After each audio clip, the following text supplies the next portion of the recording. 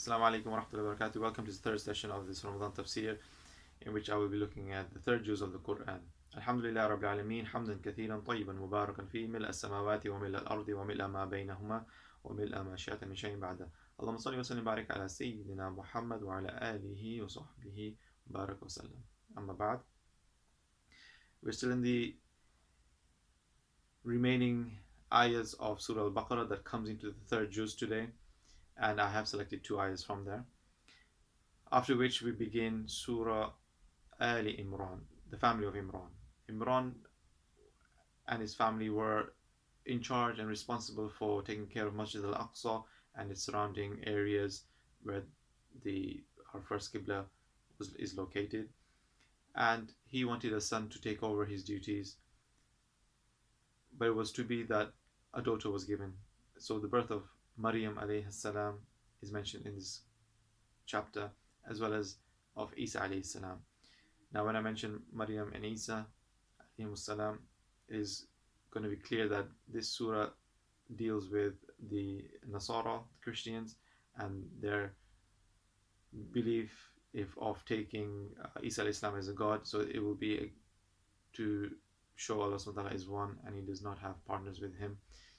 And this way Surah Al-Baqarah was to do with the Banu Israel, as I mentioned them a lot, and in this surah will be the Nasara. So Ali Imran is also a surah that has some legislative rulings because it is a Makki surah, such as about Hajj, about in fighting in the path of Allah, as Badr and Uhud, the battles of Islam, are mentioned in the surah as well, and also on riba, for example. In the first ayah that I want to see today, Allah Subhanahu says, تِلْكَ الرُّسُلُ فَضَّلْنَا بَعْضَهُمْ عَلَى بَعْضٍ مِنْهُمْ مَا كَلَّمَ اللَّهُ وَرَفَعَ بَعْضَهُمْ دَرَجَاتٍ. Allah Subhanahu refers to his messengers as those. Those are the messengers whom we have raised excellence above others.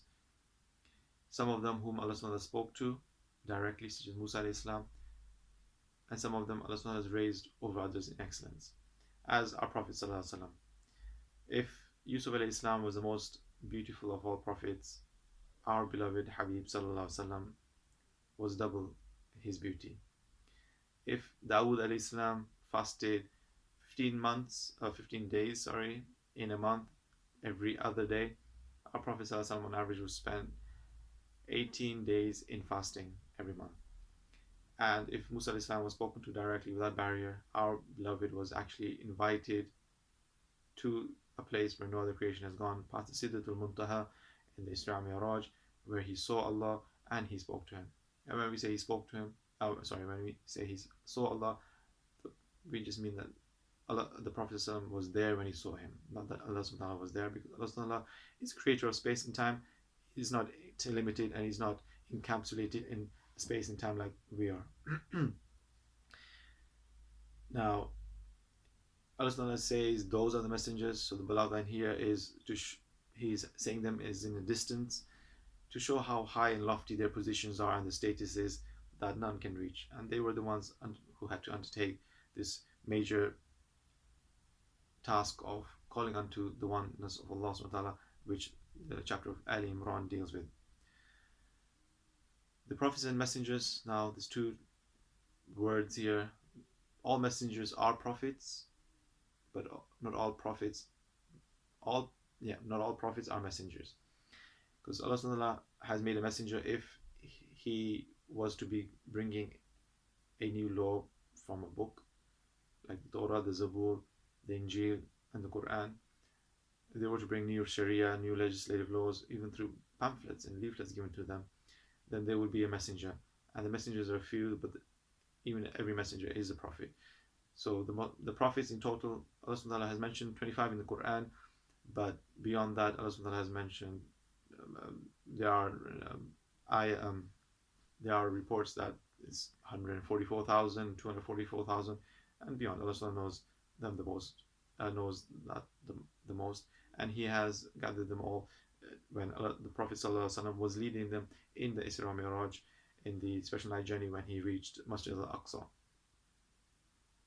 The second ayah I wanted to look at today was where Allah subhanahu wa ta'ala says, مَثَلُ الَّذِينَ يُنْفِقُونَ فِي سَبِيلِ اللَّهِ كَمَثَلِ حَبَّةٍ أَنبَتَتْ سَبْعَ سَنَابِلَ فِي كُلِّ سُنبُلَةٍ مِّائَةُ حَبَّةٍ وَاللَّهُ يُضَاعِفُ لِمَن يَشَاءُ وَاللَّهُ وَاسِعٌ عَلِيمٌ.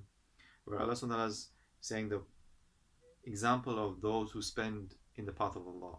So again, this is now a tashbih, a simile, and the example of those are like a grain.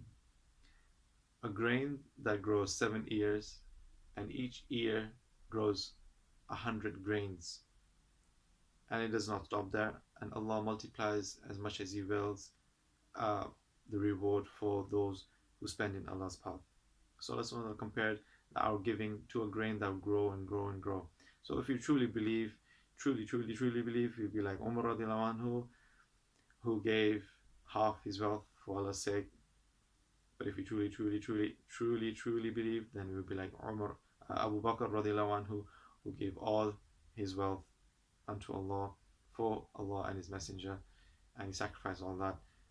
And it's no surprise that if the iman of Abu Bakr radiallahu anhu was put on one scale and the iman of the rest of the ummah, those alive, those gone, those present, those to come, the iman of Abu Bakr radiallahu anhu would be the most heaviest. The one who, whenever he was told about the Isra Mi'raj, whenever the Prophet ﷺ told him that he was a messenger sent from Allah, he believed without hesitation, unlike the other Sahaba radiallahu anhum ajma'een. Such as this rank. In the third ayah, I want to now mention an ayah from Surah Ali Imran, where Allah subhanahu wa ta'ala says, قل اللهم مالك الملك تؤتي الملك من تشاء وتنزع الملك ممن تشاء وتعز من تشاء وتذل من تشاء بيدك الخير إنك على كل شيء قدير. Where Allah subhanahu wa ta'ala says that, O Allah, Lord, the kingdom, you're the one who gives kingdom to whom you will. تؤتي ملك من تشاء وتنزع الملك ممن تشاء, and you take back from your kingdom, take your kingdom back from whom you will. وتعز من تشاء, you raise and honor who you will, who you wish. وتذل من تشاء, and you humiliate and disgrace whom you will. So Allah subhanahu wa ta'ala's names are Mudhil, are Mu'izz, the one who gives honor, the one who disgraces, the one who gives, and the one who takes back.